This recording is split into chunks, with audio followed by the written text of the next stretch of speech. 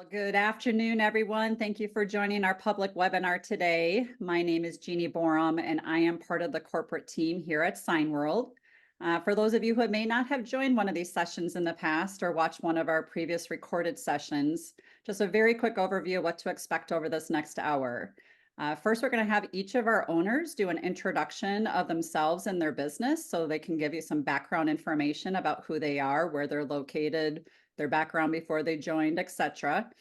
And then we get to turn the floor over to our participants who are on the call today with us live and allow you each an opportunity to ask a question that each of the panelists will give you a unique response to.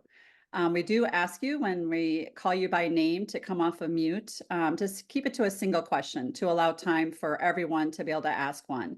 If time permits, we'll go around again for those who might have a second question. But with that, let's go ahead and get us started today.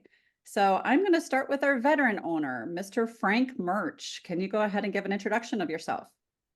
Sure. I'm a corporate refugee. I think like most of them, I was a semiconductor engineer for 30 years. I started Signs for San Diego about 11 years ago. I have 8 people working here. We do a lot of electrical signs, strip mall signs, and that's basically what we do. Perfect. What's your sales target for 2024, Frank? We're off to a little bit of a weak start, but I think we'll do $1.5 million easily, and we could easily top that. It could be 2. Okay. And one of your biggest projects or customers that you supported recently, just something to talk through? Well, I did 14 locations for Front Wave Credit Union, which was worth about $500,000. And that was probably the biggest one that I've done. That's wonderful. Thank you very much. All right. Years in business, our second in line would be Dave Gupta. Dave, can you go ahead and give an introduction? Yeah, thanks, Jeannie. Yeah, I'm Dave, owner of James River Signs in Newport News, Virginia. So we're serving the Hampton Roads area. We're closing in on 6 years now since we've been open. We've got, including my wife and myself, we've got 5 employees. So we've got 3 paid employees apart from us. Let's see, I guess our projection for the coming year, we're looking at probably 850 to 900K. Might be a little bit more. We've got a possible big order from the Air Force that could put us over $1 million, but haven't exactly landed that yet. Big orders, we did as a single order, we did an LED message board for a church that was about 42K last summer. And we're in the midst of actually a few different orders for a property management group that owns several apartment complexes that they're rebranding and renovating. We've started it, and by the time we're all through, it'll end up being somewhere between 74 to 100K, depending on. They've got 3 properties that we're already rolling on, and then there's a 4th one that would put us up around 100K. That's wonderful. What were your backgrounds before you joined the business? Yeah. So I'm again a corporate person. I came out of the operations world. I've managed a sensor manufacturing plant for about 22, 23 years or so. Very good. And Anne's in the business with you too, full time? She is, yes. And what was her former background? Well, she's a teacher by education, but she was a stay-at-home mom for several years prior to starting the business. Well, I always say a stay-at-home mom, that's the hardest job on the planet. Yeah. So very good. All right, let's go to our newest owner, Mr. Dan Poole. Hi, as you said, my name is Dan, and it's Paragon Signs and Graphics. I own part owner with my partner and wife. We are located in Oxford, Connecticut, which is the central part of Connecticut near Waterbury. We've been in business, our doors open a little over 2 years. We signed up with and began the Signworld journey about, not quite 3 years ago. We have a 3,200 square foot facility that we're growing into. And employee-wise, besides myself and my partner, we have 3 full-time employees.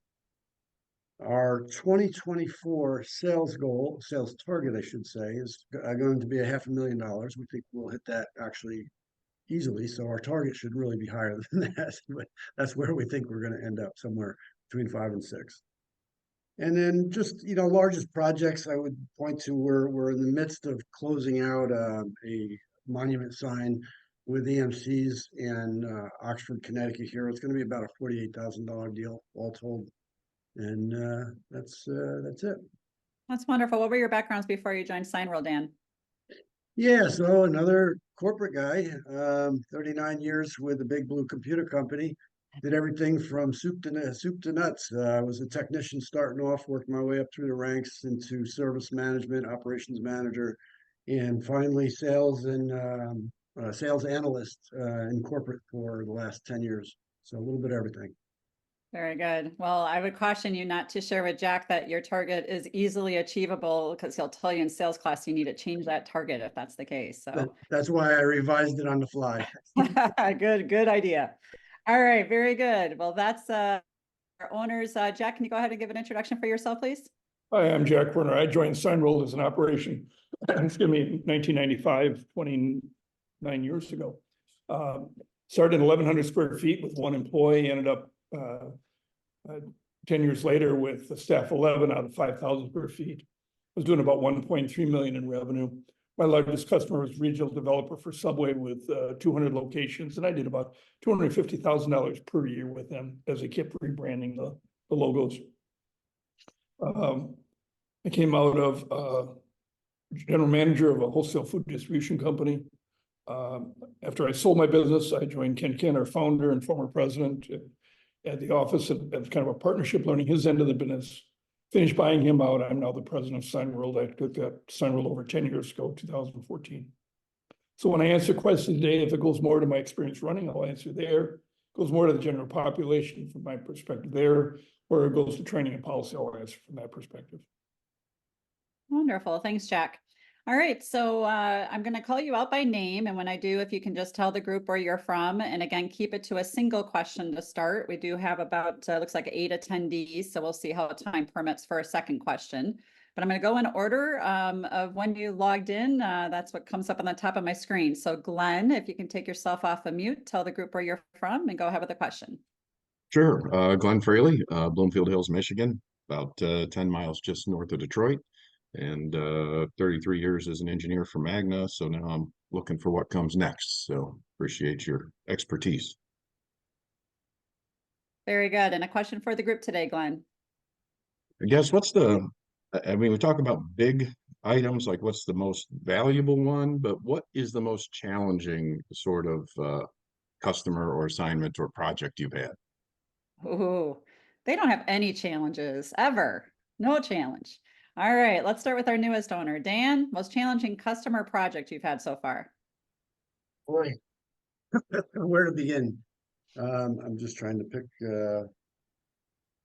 let's see. So I guess, the most challenging is actually probably our largest customer, and it just because of scale, right? So it's an a national company that we took on early on, and that's why it kind of was a challenge for us. But we literally rebranded 6 sites across the country and 1 in Canada for them. So they came to us. Obviously, luckily I had background in project management, so that's what the job really entailed a lot of. And it was just because of the complexity of it and probably my experience level at the time we took it on, it made it very challenging. And again, it was just really, being able to manage, obviously, because it's across the country, we didn't do all of the work. We were working with partners across the country to do a lot of that work at the same time. But it was successful, and we've established a really good relationship with this client, large, like I say, national company that they keep coming back to us for more work. So we did something right. Very good. Thank you, Dan. Dave, how about you? Well, I think the most challenging one we got is probably right after we opened. I think we opened in May, and a few months into it, got approached by a shopping center property manager about a very, very large shopping center monument. It was hit by a car, and essentially the car started on fire and destroyed the whole monument. But the monument was probably 50 feet long, with a brick and stone base, and had a couple channel letter signs embedded in it and the cabinet and everything. And well, of course, what made it challenging is not really knowing anything about what we're doing.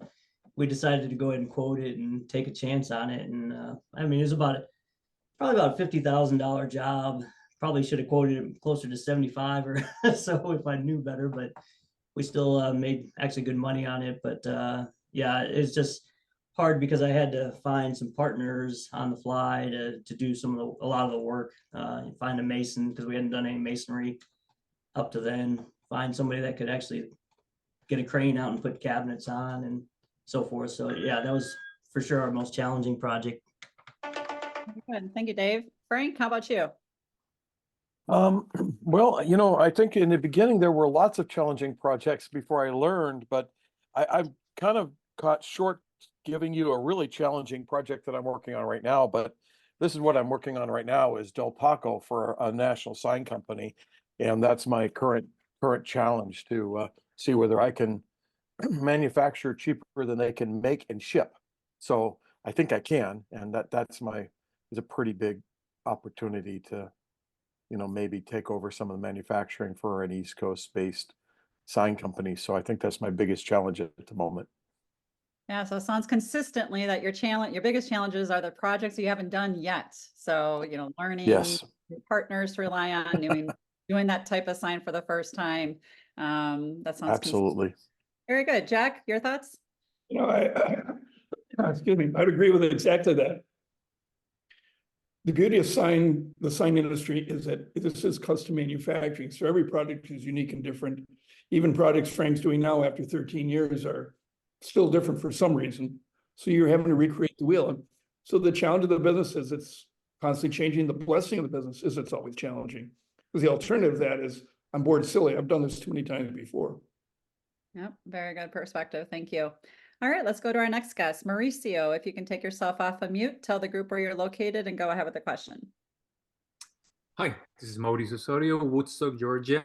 My question for you guys is, based on your current experience, what would you do different on your first year of business? Love this question. Pretty consistent one for the webinars.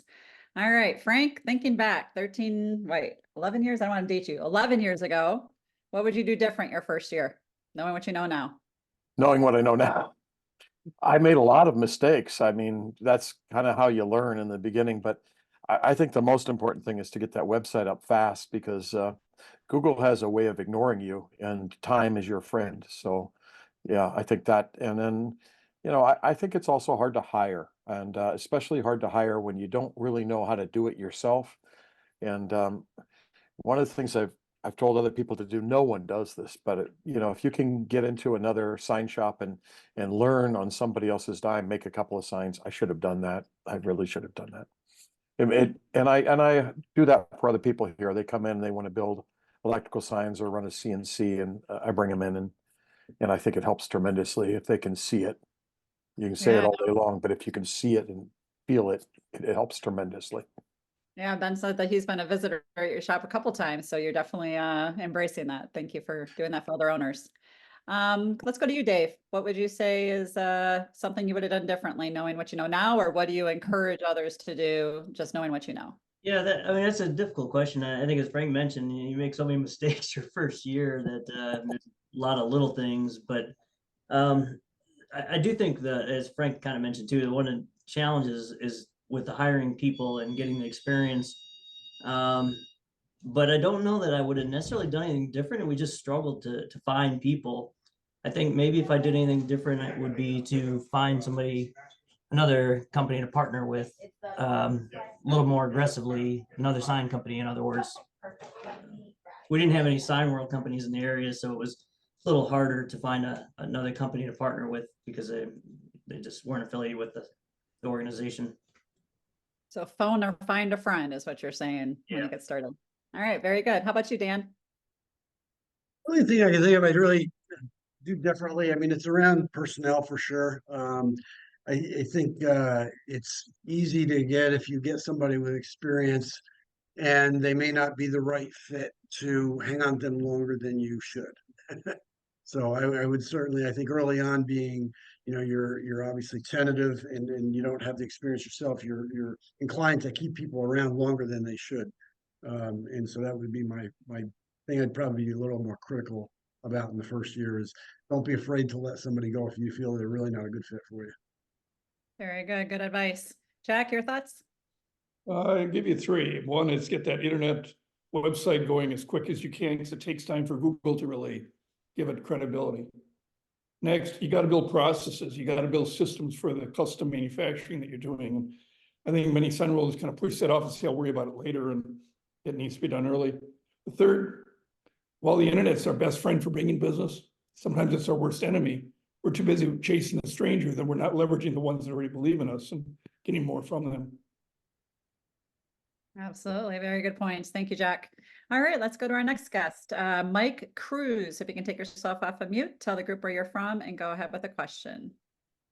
Yeah, I'm located in Gainesville, Georgia, about 60 miles northeast of Atlanta. And my question is, and you guys just hit on a lot of it, is never being in the sign business, getting into that business for the first time and really being reliant on that first key hire. How do you really go about finding that first key hire, and how long did it take you as being new to the business to really start to get your feet under you, feel like you understood the business enough to, when those calls are coming in, can I do this? Do I need to partner with someone else to do this? And that's really my biggest question. Yeah, so in the introduction, hearing about those projects and the first challenges, you're right. Starting out the business and not knowing anything is always a daunting task, but that's what the system's all about and Signworld's all about. But love the question, multifaceted there. Let's start with you, Dave. What's your thoughts about hiring somebody when you don't know what you're doing, and when did you start feeling like you knew what you were doing? Well, yeah, I mean, I'm not sure I know what I'm doing even now sometimes, but yeah, I would say it is important because when you don't know anything coming into it, you like to find somebody that has experience. But I will say our first hire, she was a graphic designer by background and knew how to run the printer equipment, but didn't really know a lot of signage beyond that. So anything else installation wise or fabrication was kind of learned on the fly. We learned a lot of that just by, I would tag along with the people we'd have subcontract to put up channel letter signs. I'd go with and just basically stay there the whole time while they were installing, to the point where I kind of learned the basics. How do you install a channel letter sign? So we're at the point now, that first hire is gone. We have 3 people. Only one of them had any sign experience when we hired them. We do our own graphic design with people that had no graphic design experience. We do all of our installations, other than masonry, all basically self-taught. So you do learn over time. It's just, you got to kind of immerse yourself in when you have the opportunity to shadow somebody else. And then definitely rely on some of the other Signworld companies, bounce ideas off them, and they're always willing to help. Very good. Thank you, Dave. Dan, how about you? Your thoughts? Yes, this is one I have definite thoughts on. So in hiring your first person, be patient. Take your time and find somebody. It's easy to get wrapped up in, I got to get going, and just rush to get somebody really quick. Just be patient with that. Leverage the Signworld family, because I've gotten more help from people within the Signworld family when I have technical questions that I don't know how to handle, and everybody has been really, really good about picking up the phone, hey, call me, and have really good discussions, productive discussions with folks that have helped. And then thirdly is trust yourself. Get out there and learn. The information, this is not rocket science. There's so much information on the web about how to do installations, how to make signs, how to do all this stuff. Learn. And I said that was my last thing. One more. Don't be afraid to bring in new people and teach them. Because that's when I finally got frustrated with waiting for an experienced guy. And I said, it's time to bring new blood into the industry and start teaching them. And I've got 2 guys actually that had good core skills, but are now learning signs and applying it. It's working out pretty well. That's great to hear. Frank, your thoughts? Well, they're kind of went along the same lines, but you have a Signworld Corporate Staff, and Terry Lee. I've been in for 11 years. When I have a printing problem, I call Terry Lee, and he's also helped me with training people, and he's helped with hiring. And then they have a new guy, not new to me, but maybe new to Signworld, George. Um, Lean on these guys. They have so much experience, and they can just guide you away from so many amateurish mistakes. They are, you know, gold chip people that will help you tremendously. And then I like Test Drive. It's not exactly totally legal in California, but a 1099, I'll put you on 1099, I'll pay you so much, and then run those people for a week, 2 weeks, and see what you think. Vendors also like HP or the people who sell the laminator, they're a wealth of knowledge, especially when it comes down to those operations. And right now, I don't hire for knowledge per se. I will hire somebody who's got an interest in that area, but I hire for culture. And what I'm really saying is you can get a very experienced person who knows everything, who doesn't fit your company. That's going to be a problem. And you get somebody who doesn't know anything, who has a good cultural fit that you like, that you work well together. You can train that person. And I think that beginning sign world owners are not as able to do training and not as creative at doing training as they could be, particularly with the sign world staff and the vendors. I would hire for culture over experience every day of the week. Very good. Thank you, Frank. Jack, your thoughts? You know, the job market is tight, but not just in our industry, it's in every industry. That's just the way the world is right now. The good news is there are sign makers out there because they work in other sign companies and they're not happy where they're at. They're looking for a happier home. The good news is that you don't need a whole army of them. You need a handful of them. And the good news is if you hire the right ones, they stick around. So you're not having the constant turnover that many other industries have. We're going to do a lot of helping you put together the interview sheets, to do the particular interviews, et cetera. We're going to help you with the interviews. Other Signworld owners will help you interview. A lot of help to help you find that right individual. Very good. Thank you. Thank you. All right, let's go to our next guest. Mark, if you can take yourself off of mute, tell the group where you're from and go ahead with the question. Hello, everybody. Mark Greenlee. I'm from the St. Louis area, and my question is you folks consider scaling your business and taking it to the next level. What do you consider the most important steps to succeeding in that regard? Okay, good question. This is a little bit of a unique one.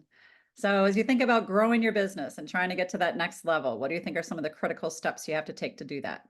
Frank, let's start with you first.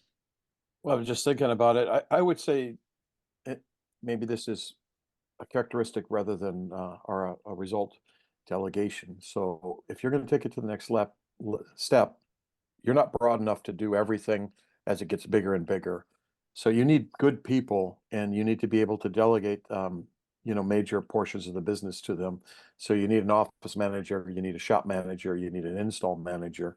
And once they start to take the load off of you, then you can work on expanding the business.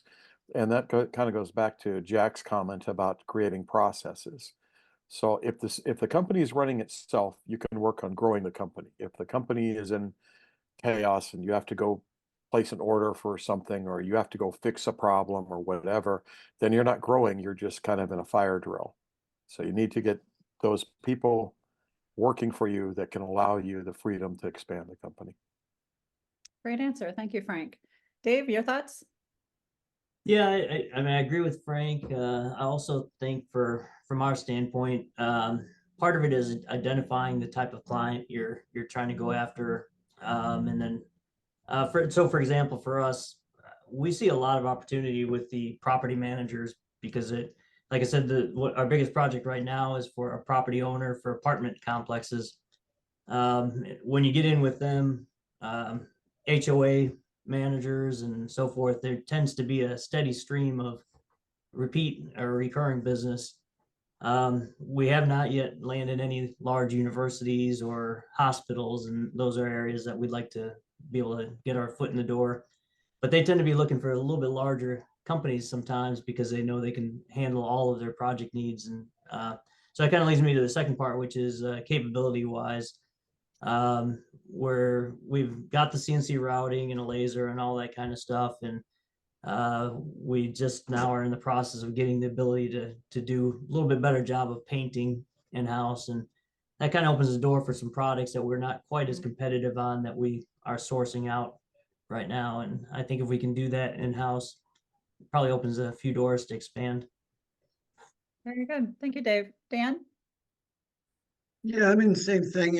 I mean, I'm obviously early on, and so now just looking out at how do we grow it? And my, initial thoughts are certainly what Frank said around getting some good folks in your shop that can run it for you so that you can grow it. Right now, I'm in that mode where I'm still chasing fires. So there's not as much time to do that. And I'm still trying to get that right. One or two people in here that can kind of run things for me. So that's it. And then the second thing is just, finding your niche. I mean, it's, we're starting to migrate. We, through our conversations, think we can fit in with corporate, larger corporations and doing rebranding type projects and interior and projects in I don't know, we just seem to fit well. Coming from corporate world, we're able to interact with those folks on their level, and we're having good success with that. So it's a matter of just picking out where you think you can achieve, what businesses, part of the businesses you want to be in and chase. Very good. Jack, your thoughts? It's really easy to work in the business. It's hard to find the time to work on the business. So it's really in trying to devote that certain amount of your time to working on the business, to be willing to delegate. We become our worst enemy. Nobody can do it as good as we can. So we tend to do it ourselves, and we become the bottleneck of the business. Getting out of your own way and letting the staff do it and let you delegate to them. Very good. Thank you. All right, let's go to our next guest, Mike Pitocchi. If you can take yourself off mute, I hope you said your name. I said your name right. Tell the group where you're from and go ahead with the question. Yeah, you were close. It's Mike Pitocchi. I'm in Rhode Island, so not too far from Dan. And very new to this process, still in the beginning phases of figuring out whether I even need to get into this business at all. But there's been some questions that have been answered from the previous callers that were very interesting. I definitely was wondering about if we're getting requests for signs that we can't handle with the current equipment that we have in-house. How do you go about subcontracting out to another shop? Or, I mean, the wisdom that I've heard so far is say yes to everything and try to take on every job that comes your way. But in that same vein, I just don't know. We just have to would we go to other people in the network, or would we go to someone outside of the network who's local or whatever? I just sort of curious on how you guys approach that. Love the question. And in the beginning, when we were talking about the biggest challenge, you heard two owners say that in their first year, they took on projects that they had no idea how to do and they couldn't do. So the answer is yes, say yes to the customer and then figure it out. That's the key. But let's talk about how you fulfill those orders when they do come. So let's start with you, Dan, newest owner, don't have all the equipment yet to do everything. What do you do with projects you can't do in-house? Where do you go? Yeah, so one of the first things not one of the first things. I mean, one of your biggest assets is your partners, right? So you're gonna, we have the Signworld Alliance, and you have all of the partners associated with Signworld, but there's other partners out there. There's a lot of other sign companies, wholesalers, and whatnot that are other companies that are willing to wholesale. And so you want to build that network around you of companies, geographically that are close to you. And some of those may not work out, so you go out a little further. But there's folks, there's a lot of folks you can work with out there, and it's building that network of people you can call, and that's how you're going to get those jobs done. And you can learn of them through vendors, through your suppliers, through Grimco, through your technicians, HP, and those guys. There's a lot of ways to do it, but you're gonna continue to expand that network out. And as you do that, you're gonna pick up people that can help you get those jobs done. Very good. Thank you. Dave, your thoughts? Yeah, I think you definitely need a partner. And I would say I am definitely an advocate of going on a limb and trying some things that you haven't done before, taking a little bit of risk, because that's the only way you learn how to do some of these things. Obviously, you got to temper that a little bit because you can't sink the business by getting in over your head to the point where, you know, financially you're risking everything. We unfortunately, we didn't have any Signworld companies near us. The closest one was about an hour and a half away. So we ended up having to look around locally. And I will say, most of the sign companies in the area, there's not really an adversarial relationship. People are pretty open and cooperative. Some of them even let us walk through their facilities to see what they could do and how they could help us. And so I appreciated that. And we ended up kind of latching on to 2 sign companies locally that we partnered with a lot in the early going. And they did a lot of our subcontract fabrication and installation for the first year in particular. Very good. Frank, how about you? Well, I think you've gotten some good advice from these folks, and I don't have any disagreement with any of it. But if you look at it like a circle with risk, you have a risk of doing something or not doing something. If you don't do something, you don't gain the experience. If you do something, then you're risking that you might not do it right. And the way to mitigate that risk is to work with vendors, which you've already heard, and other sign companies. And the forum, the mastermind groups, that's where you find these people. You find them at the association, the sign association, or whatever. I would think the first time you do something, the absolute lowest risk way to take the opportunity is to have somebody do it for you. And I think you heard this from somebody else. Go monitor it, go visit them, go look at the product and really become familiar with it. The second time you take a more active role and you just migrate into that, and you're going to find out if you like it or you don't like it. And if you don't like it, maybe you never want to do it. And if you do like it, maybe you'll take on that manufacturing.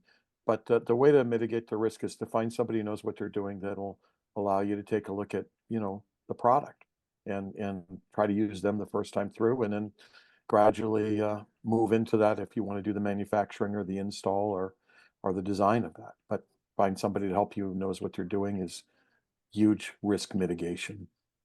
Very good. Need Thank you, that. Frank. Thank you. Jack, your thoughts? Before I answer your question, we're going to start 3 slideshows that go on in the background. There's no audio to them, so there'll be some visual content going on while we're talking. The first slideshow shows some of the facilities inside and out, so you can see what operations look like. Second slideshow goes to what can the original equipment provide, along with what needs to be outsourced to begin with, along with some things that you might even not consider as a sign, just showing it the breadth of what sign business is. Third slideshow goes to some of our wall of fame, showing some of the bigger projects that Signworld Owners have done. There's a tremendous amount of collaboration within the Signworld organization of owners helping each other. But the whole industry is more collaborative than it is competitive. There's nobody that can make everything because there's too many different things. So we're constantly, everybody in the industry is collaborating with somebody else to help with some project that becomes unique to their format. Just working that, but at the same point, take on a lot of things you might not be ready for, but don't take on everything. Don't be so hungry that you're just foolishly, I'll take on anything and everything. Have some prudence to what you pick and choose. Very good. Thank you for that. All right, let's go to our next participant. Dave Wood, if you can take yourself off of mute, tell the group where you're from and go ahead with the question. Hi, good afternoon, everyone. I'm in Greenville in South Carolina. And I also spent 25 years with Magna, the last 10 years in general management from an operations side. I'm also early on in the process. So my question to the team there is, what was the ultimate deciding factor that made you want to become part of the Signworld family? Great question. All right, let's start with Frank first. Frank, why did you choose Signworld 11 years ago? Well, I was, I think everybody really has a portion of this. I was in corporate America, and I was kind of tired of it. It was during a recession, and the companies were failing, but I was tired of the bureaucracy. I was tired of the politics. I was just tired of being, in that situation. So I wanted to own my own company. And then it became a question of what was the best alternative. And I like signs because it's manufacturing. I'm manufacturing oriented, but there's a lot of things that can be sent to to Asia or what have you. And because it's custom manufacturing, you can actually do this and make money at it where, I don't think you can build your average widget and compete against a larger, maybe Asian company. So this was a nice way to come up with a business that I enjoyed that actually makes money. Okay, very good. Thank you, Frank. Dave, how about you? Yeah, I think so. I've transitioned out of the corporate world and was looking at what do I want to do next. And so my wife and I talked about starting a business. We did look at a number of other opportunities, including things like HVAC, and I think we even looked at this senior home care type of industry. I think ultimately it came down to probably three main factors. One is that, as Frank mentioned, you make something in the sign industry, and I'm an operations guy from a manufacturing world, so I liked having something that I could put in my hands. At the end of the day, something tangible. Number two, I would say, was the work life. A lot of these other industries like senior care or HVAC, you're on call 24/7. Whereas in the sign industry, you kind of set your hours. If you want to work weekends, you can. If you want to work nights, you can, but you're not really, that's not really normal expectation. And then I think the third thing was some of the other businesses we looked at were franchises that control even who you order from, what your name is, what your colors are. And with Signworld, I like the freedom to be able to do things how we wanted, make things look like we wanted, make it our own business, a little more personal. Very good. Thank you, Dave. How about you, Dan? Yeah, I mean, if the question is specifically why Signworld, it's pretty simple. It's, we looked at it, we're looking at a lot of franchises and whatnot. It's the model, right? So Signworld's that kind of got that feel of a franchise, but not the overhead of the franchise, right? You're not paying the franchise fees and everything. And you have but yet you have the flexibility to do what you want. I always joke with people, I say, hey, I could sell cars if I want. Signworld doesn't care. I can do whatever I want as long as, but they're there to help me with the sign industry all the way through. So I like that freedom but yet still having the support is what made us decide to go with Signworld. Very good. Jack, your thoughts? A business located close to home, where you only need one location. You only operate 5 days a week. You close nights, weekends, and holidays. Small core of repeatable customers, small core of career employees. Every day is different. You get to see your results. You operate it your own way with no rules, no royalties. Wow, you rattled those off like you've said it 100 times. Very good. Thank you. Let's go to our next participant. Quincy, if you can take yourself off of mute, tell the group where you're from and go ahead with the question. Hi, Quincy Troop, currently in New Jersey on my way to Denver, Colorado, moving there. And we're fairly early in the process as well. Our question really is lots of former corporate folks who didn't seem to have a lot of sales and marketing experience. What was it like for you challenge-wise in terms of transitioning into a business where, you had to develop sales and marketing plans and close those deals?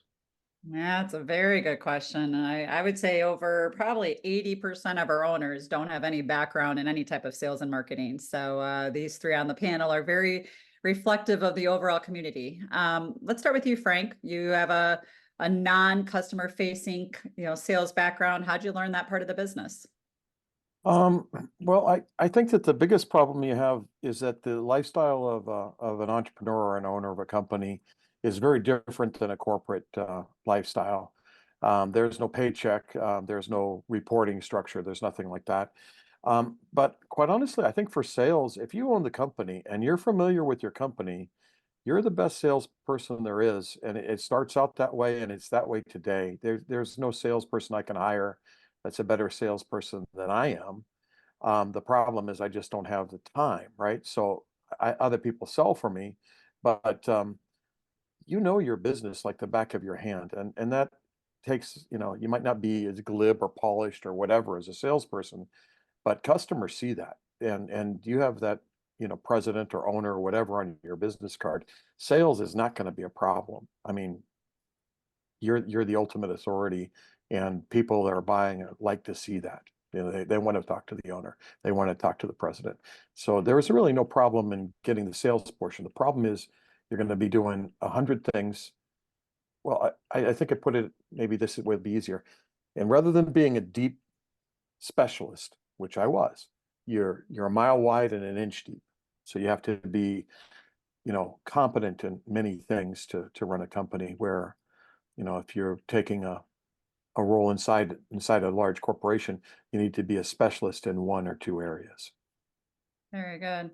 Dave, how about you? And if you can expand to, you know, talk about what the sales process in this industry really looks like and feels like as an owner when you're doing it. Yeah, you know, that's a good question because I'm not a salesperson. I don't have any sales background, and to be honest with you, that's one of the things I was worried about when we started the business is how's the sales thing going to work? I'm not a type of person that likes to go to an event and kind of schmooze with everybody and try to get sales that way. What I do like about the industry is that it doesn't have to be that way. Sure, you can go to all the events and make your connections, and that's probably a good thing.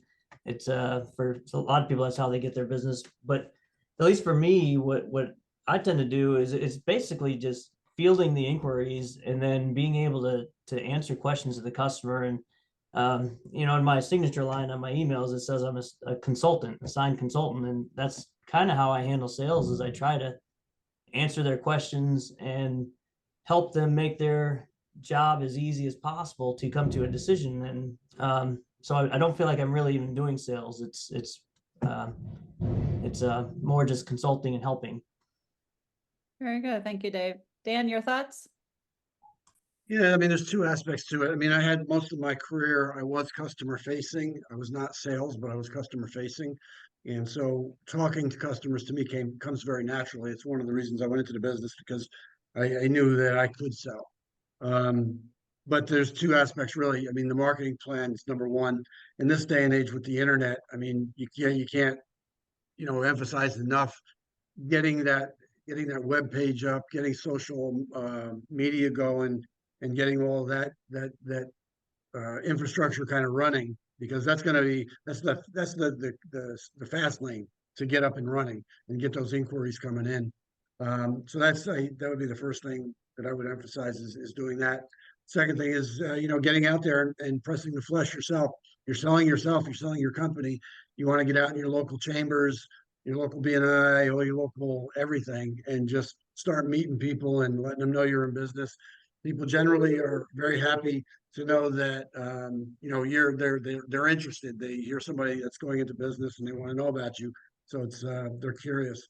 So that's it. It's really it from a marketing plan. Just getting out there, starting with the internet stuff, and then getting yourself out there. And the rest is just, you know, talking to people. You know, getting as comfortable as you can talking with people, and that it comes kind of natural. Like I think Frank said, you know your business better than anybody, and you're comfortable talking to people, it'll come out. Very good. Jack? You know, first off, when you came to Signworld, you came through a business coach. And when we go to these coaches and say, bring us the next right individual, we're not asking for salespeople.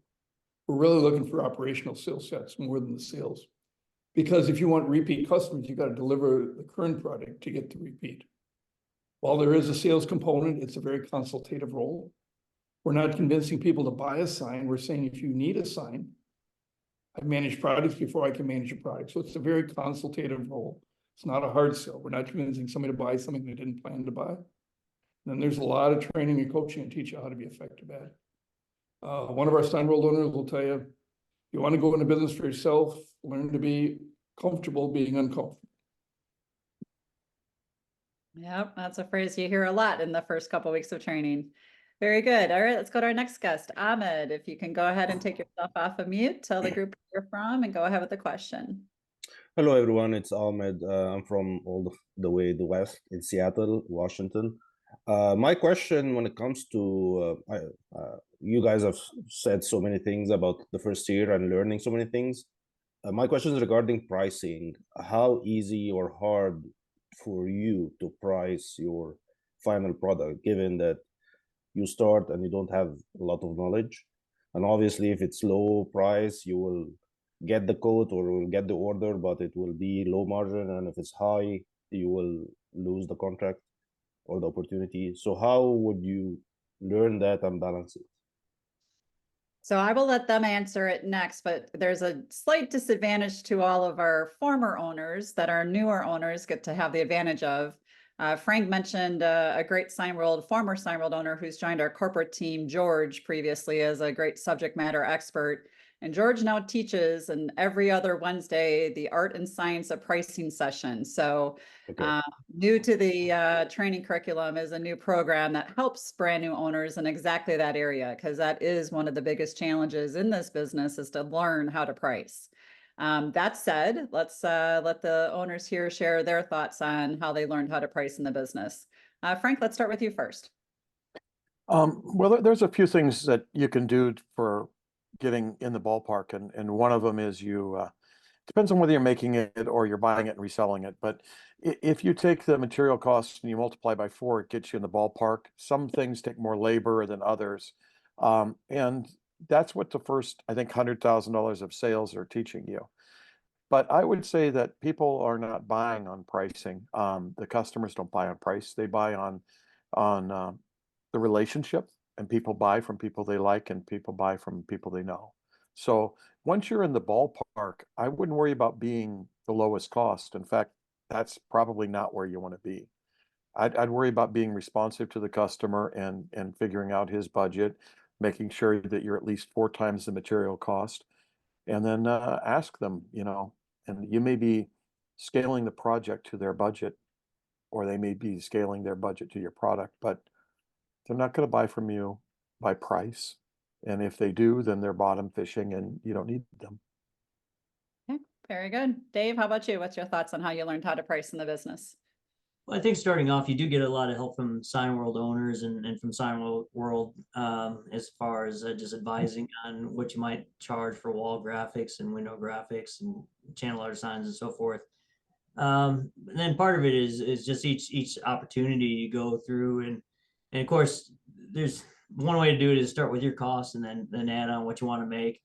I once had a boss that said, that's not really the way to price. He said, really, you want to price at what the market will bear. That's the proper way to price. And I will say that's probably the hardest part for me, because that's the part where you just get that with more and more experience. And I mean, you'll learn certain customers. We get inquiries from hair salons and nail salons and so forth every week, and they're not going to spend any money, and they're going to go with the lowest cost person almost every time. And so sometimes we don't even bid on those opportunities, and then other opportunities you can look at and see that there's a little more opportunity, as Frank said, to kind of be a partner and price it accordingly. Very good. How about you, Dan? Yes, this is really a challenge. I would say for new owner, that I think what I found was, I mean, you're gonna make a lot of mistakes. You're gonna do stuff. You're gonna get priced out. You're gonna price yourself out of stuff to start, and then you're gonna probably underprice it. And you're gonna be kicking yourself.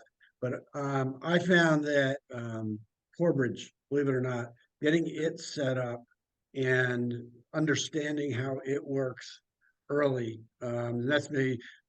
Going back to the question about what I would do differently in the first year, that'd probably be one of the things I would do a little bit differently, is get on top of that, because that helps you take some of the thought process out of it. Once you get experience, you want that thought process in there, but early on, you want to have kind of excuse me, a tool you can go to, plug in what sizes, materials, and boom, at least get a ballpark price.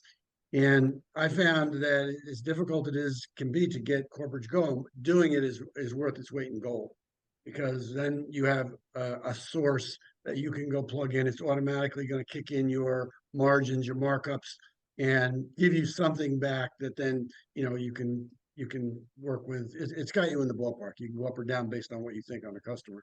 But I think that that would be, for early on, is one of the biggest things you can do to help yourself get going. Very good. And for those who don't know, the term he used was Corebridge, which is our point of sale software program.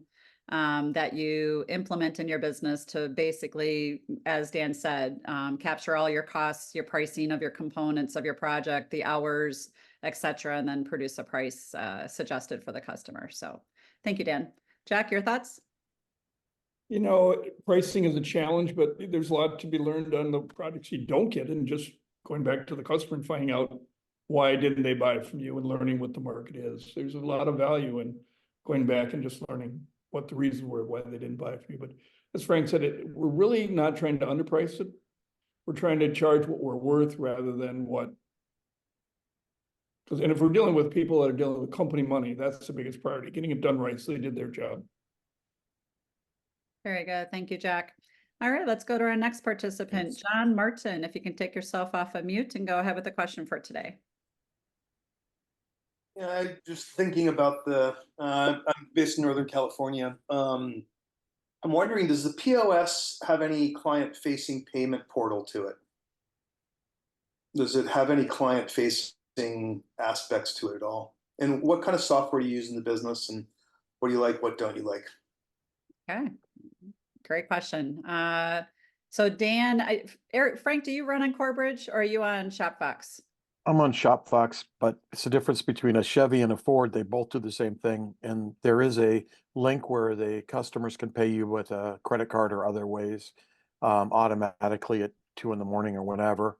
And if not, then we open up a screen and we take their usually credit card and put it in, and it's done. So payments are not, they may be a challenge the first couple of times, but you know, they're pretty straightforward.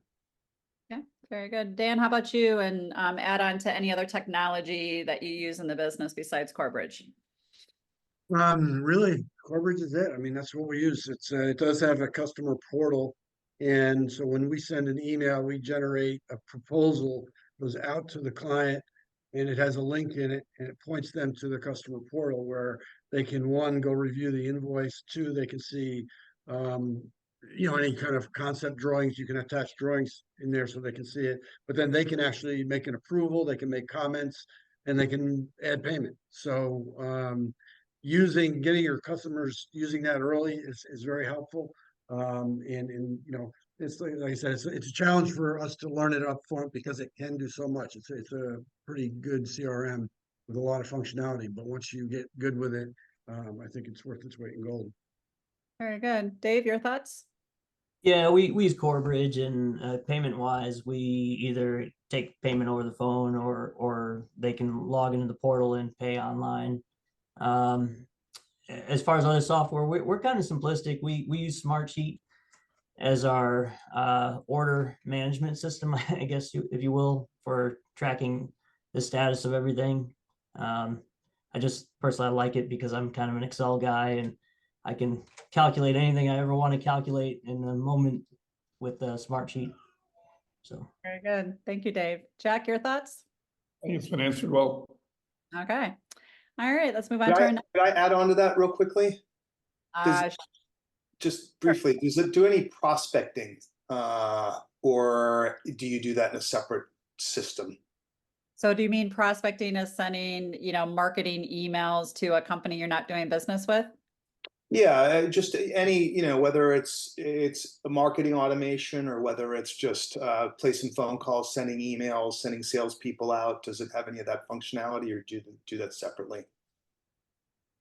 So I can address that just in the sense that the CRM system within Corebridge is more about managing customer leads that you're working on, and not necessarily a marketing CRM system to proactively market to. So that's not really the main focus for Corebridge. Some owners do use HubSpot or Pipedrive. There's a handful of other CRM systems out there that they then integrate into Corebridge to do some of that if they are an operation that chooses to do that.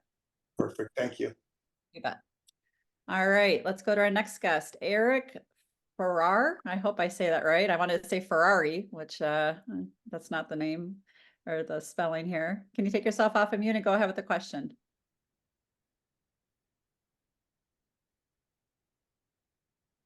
Eric, are you able to come off mute?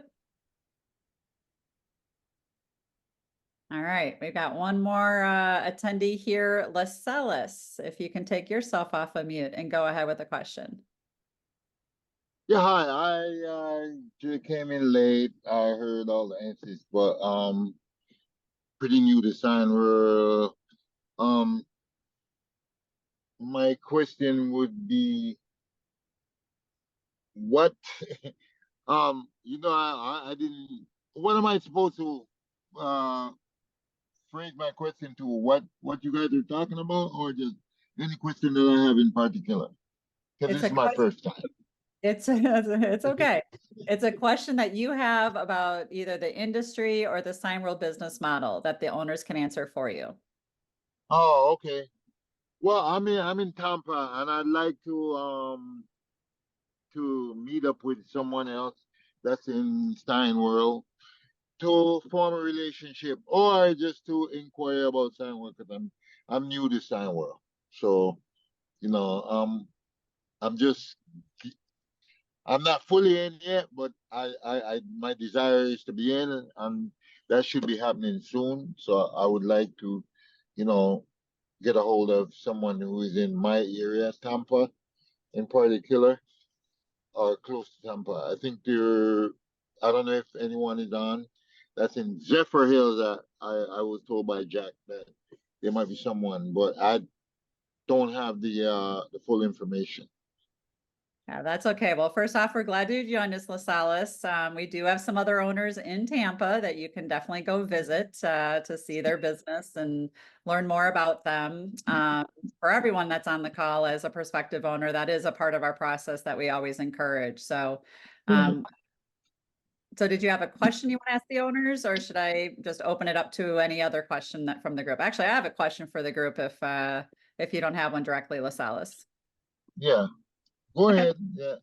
Okay, so I'm gonna ask the competition question because it was not asked and it usually always is. So when you join Signworld or as an owner of a sign company, there are many other sign companies around you. How did you overcome the concern about competition? And how do you view the competition with other sign companies and other Signworld owners in your markets today? Dan, let's start with you first. I would start with, there's plenty of work for everyone. There's plenty of business out there. The community of what I find is it's not, while competitive somewhat in nature, because there's plenty of work generally, at least where we are. We work together. It's a community, and we help other companies help us. You need some supplies, you don't have it, you need it right away. I can pick up the phone to 3 different companies and get something quickly, or have them create something for me. So it's there's always 1 or 2 players that don't play nice, but for the most part, the sign, and this is not just sign world, the sign industry, I find people work together very well, and it's competitive. Everybody wants their share of the business, but it's not. It's mostly friendly. Okay, very good. Dave, how about you? You said there's no other sign world owners around you, but there's other sign companies. How do you view the competition? Yeah, I think, for the first month or 2 when we started, we lived off of people coming in that said they can't get anybody to respond to them. So, and then that's a problem, I think, generally in a lot of the sign industry. If I charted, I could probably do this. And if the y-axis is our probability of getting an order and the x-axis is the time it takes us to get a quote, it'd probably look, like that. But basically meaning if we get a quote out fast, we've got a really, really good chance of getting the order. If it takes us 2 weeks to get a quote out, then probably not going to get that order. And generally speaking, we don't worry about the competition so much. If we just respond to people and give them information, a lot of times our quotes are formal, and other people we see they don't give them formal quotes, they don't respond fast, they don't give them any details as to what they're actually getting. So, if you give good service, you're not going to have to worry about the competition so much. You're on mute, Gene. Oh, I was. Thank you. Frank, how about you? What's your thoughts? Well, I think you just got some good advice, but it's interesting. I was listening to Daniel, and it is true. In every market, there's a couple of players that are just, that they're after you, right? But quite honestly, most of the people are very cooperative, and it's all about the relationship. And if you don't have a good relationship with them and they go somewhere else, that's a blessing. So, I think if they like you and your price is in a reasonable situation, you're going to get the order. So, I don't think that the competition is that relevant. But like, it was interesting to hear Daniel say there are always a couple players. It seems that that's true everywhere. And it also is interesting to see Dave say, at the beginning we were getting the orders nobody else wanted. There's a reason nobody else wanted them, but yeah, you can probably find those all day long. So to get the orders that you want with the people that you can get along with, there really isn't any strong competition.